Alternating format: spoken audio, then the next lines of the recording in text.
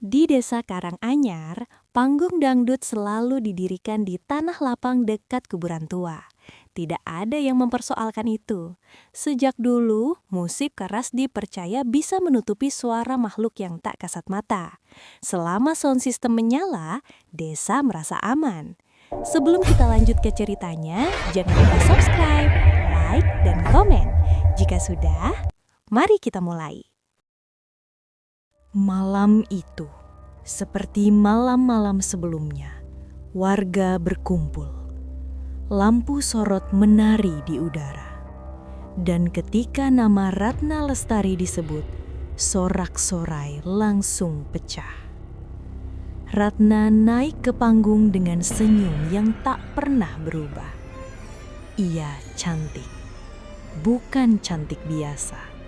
Cantik yang membuat orang lupa berkedip. Tak ada yang tahu berapa usianya. Sejak pertama kali ia muncul sebagai biduan, wajahnya seperti itu. Kulit halus, mata bening, tubuh segar seolah waktu menolak menyentuhnya. Para ibu iri, para lelaki terpaku, dan para sesepuh menunduk. Karena setiap kali Ratna bernyanyi, angin selalu berhenti, dan bau tanah basah pelan-pelan naik dari bawah panggung. Ratna dulu tidak seperti ini. 10 tahun lalu, ia hanyalah biduan kecil yang sering pulang dengan upah tak seberapa. Suaranya bagus, tapi wajahnya biasa. Ia sering kalah saing, sering diusir, sering pulang sambil menahan tangis. Suatu malam, setelah sebuah panggung sepi penonton, Ratna duduk sendirian di belakang panggung, melepas sepatu sambil menatap tanah. Saat itulah seorang lelaki tua muncul dari gelap. Kulitnya keriput, matanya hitam pekat, bajunya bau tanah dan kemenyan. "Apa kamu lelah jadi tak terlihat?" tanyanya pelan. Ratna menoleh. Lelaki itu tersenyum, memperlihatkan gigi yang sebagian sudah menghitam. "Kamu mau cantik atau mau disembah?" Ratna tidak menjawab, tapi malam itu ia mengikuti lelaki itu masuk ke hutan jati. Di tengah hutan ada sebuah gubuk kecil yang nyaris roboh. Di dalamnya bau dupa menyengat. Lelaki tua itu menyuruh Ratna membuka mulut. Tanpa banyak tanya, Ratna menurut. 1 jarum emas dimasukkan ke bawah lidahnya. Rasanya seperti api membakar tenggorokan. Jarum kedua ke pipi.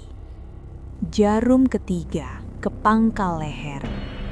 Ratna mencoba berteriak, tapi suaranya hilang, seolah ada tangan yang mencekik dari dalam. "Ini susuk hidup," kata lelaki tua itu. "Ia akan membuatmu selalu dipandang, tapi ia makan. Dan jika lapar, ia ambil sendiri." Ratna hanya mengangguk. Air mata mengalir tanpa suara. Sejak malam itu, hidup Ratna berubah. Ia selalu dipanggil manggung. Penontonnya penuh. Uangnya berlimpah, dan setiap kali ia bernyanyi, orang merasa seperti dihipnotis. Tak bisa berpaling, tak ingin pulang. Namun mulai ada keanehan. Ayam mati di bawah panggung, kambing ditemukan kaku di dekat sound system, darah mengering di tanah tanpa jejak.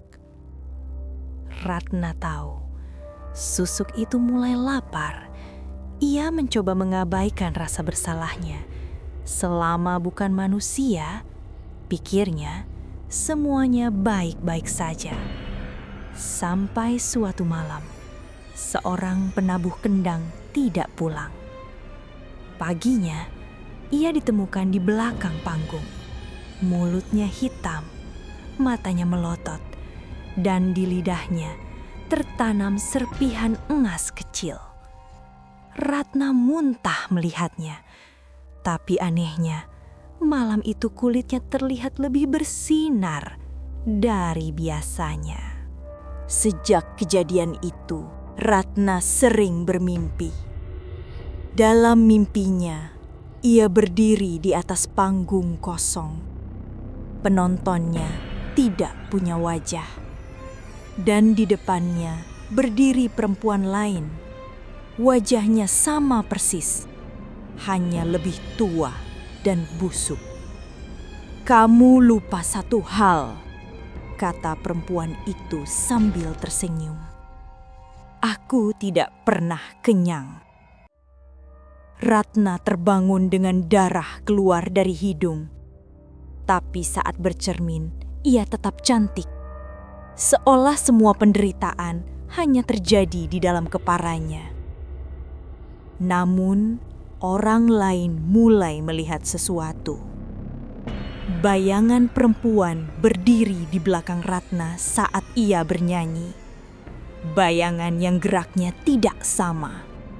Rambutnya panjang, tubuhnya kurus, dan lehernya miring tidak wajar.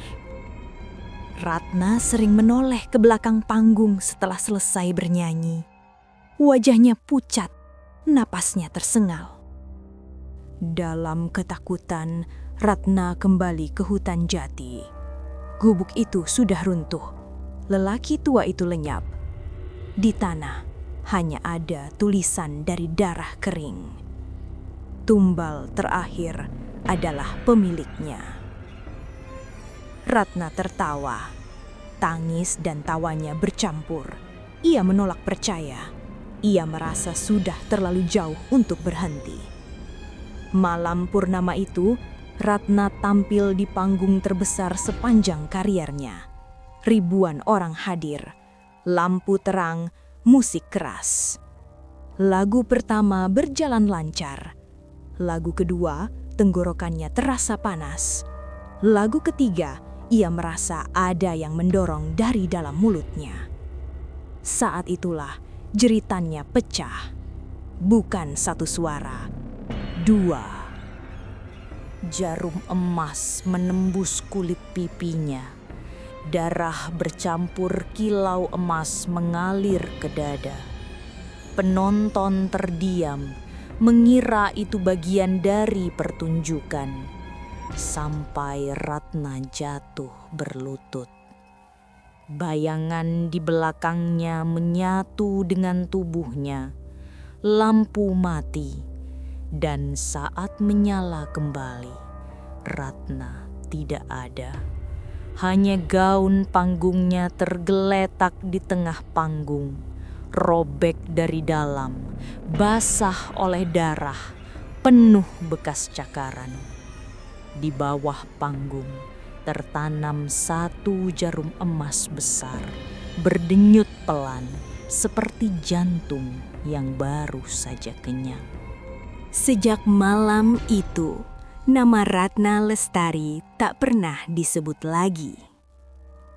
Namun di desa Karanganyar, setiap kali ada panggung dangdut, orang-orang masih mendengar suara perempuan bernyanyi dari balik panggung kosong. Dan jika kamu berdiri terlalu dekat, ada suara yang berbisik di telingamu. "Aku lapar." Kalian mendengarnya? Komentar sekarang. Kalau suaranya pindah ke kamu, kami perlu tahu.